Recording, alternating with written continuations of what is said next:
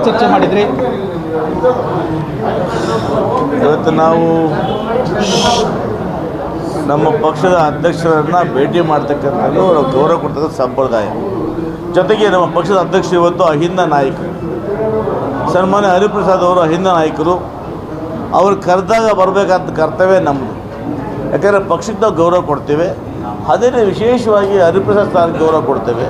ಅವ್ರು ಕರೆದಿದ್ದರು, ಬಂದವರು ಪಕ್ಷದಲ್ಲಿ ಯಾವುದು ನಿಮಗೆ ನೋವಾಗಿದೆ, ಕೋಲಾರ ಜಿಲ್ಲೆ ಅನ್ಯಾಯ ಆಗಿದೆ, ನನಗೆ ಕೂಡ ಆ ಭಾವನೆ ಇದೆ, ಹೈಕಮಾಂಡ್ ಚರ್ಚೆ ಮಾಡಿದ್ದೇನೆ, ಕೋಲಾರಕ್ಕೆ ಅನ್ಯಾಯ ಆಗಿದೆ ಅನ್ನೋ ಮಾತನ್ನು ಕೂಡ ಗೌರವಾದ ಹರಿಪ್ರಸಾದ್ ಅವರು ಒಪ್ಪಿಕೊಂಡಿದ್ದಾರೆ.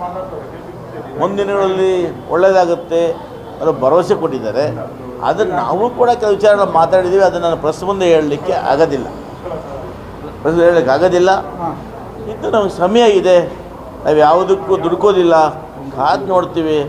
ನಮ್ಮ ಮುಂದಿನ ಕಾರ್ಯತಂತ್ರಗಳನ್ನು ನಾವು ಯಾವುದೇ ಕಾರಣಕ್ಕೆ ಪತ್ರಿಕೆಯಲ್ಲಿ ಮಾತಾಡೋಕ್ಕೆ ಹೋಗೋದಿಲ್ಲ, ಕಾರ್ಯರೂಪದಲ್ಲಿ ಮಾಡ್ತೇವೆ. ಅಲ್ಲ, ಹೈಕಮಾಂಡ್ ನಾಯಕರನ್ನು ನಿನ್ನೆ ಭೇಟಿ ಮಾಡ್ತೀವಿ ಅನ್ನುವಂಥ ಮಾತನ್ನ ಹೇಳಿದ್ರಿ.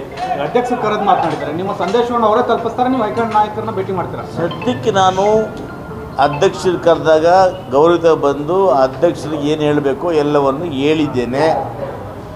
ತದನಂತರ ಅವರು ಅಧ್ಯಕ್ಷರು ಹೈಕಮಾಂಡ್ ಮತ್ತು ಸುರ್ಜೇವಾಲ ಬರ್ತಾ ಇದ್ದಾರೆ, ಇವತ್ತು ನಾಳೆ ಸುರ್ಜೇವಾಲ ಮಾತಾಡ್ತೀನಿ ಅನ್ನೋ ಮಾತನ್ನು ಕೂಡ ಅಧ್ಯಕ್ಷರು ಹೇಳಿದ್ದಾರೆ. ಕೆಲವು ಆಂತರಿಕ ವಿಚಾರಗಳನ್ನು ನಾವು ಪ್ರೆಸ್ ಮುಂದೆ ಹೇಳಲಿಕ್ಕೆ ಆಗೋದಿಲ್ಲ. ಇನ್ನು ಮುಂದಿನ ಯಾವುದೇ ನಿರ್ಧಾರಗಳನ್ನು ಪತ್ರಿಕೆಗಳು ಹೇಳಿ ಪ್ರೆಸ್ ಮುಂದೆ ಹೇಳೋ ಪ್ರಯೋಜನ ಇಲ್ಲ. ಕಾರ್ಯಗತವಾಗಿ ನಮ್ಮ ಸ್ಥಾನ ನಾವು ರಾಜಕೀಯದಲ್ಲಿ ಭದ್ರ ಆಗಲಿಕ್ಕೆ, ಸಸ್ಟೈನ್ ಆಗಲಿಕ್ಕೆ ಏನು ಬೇಕೋ ಅವೆಲ್ಲವನ್ನು ಕೂಡ ನಾವು ಸಮಾನ ಮನಸ್ಕರು ಒಗ್ಗೂಡಿ ಆ ತೀರ್ಮಾನವನ್ನು ತಗೊಳ್ತೇವೆ.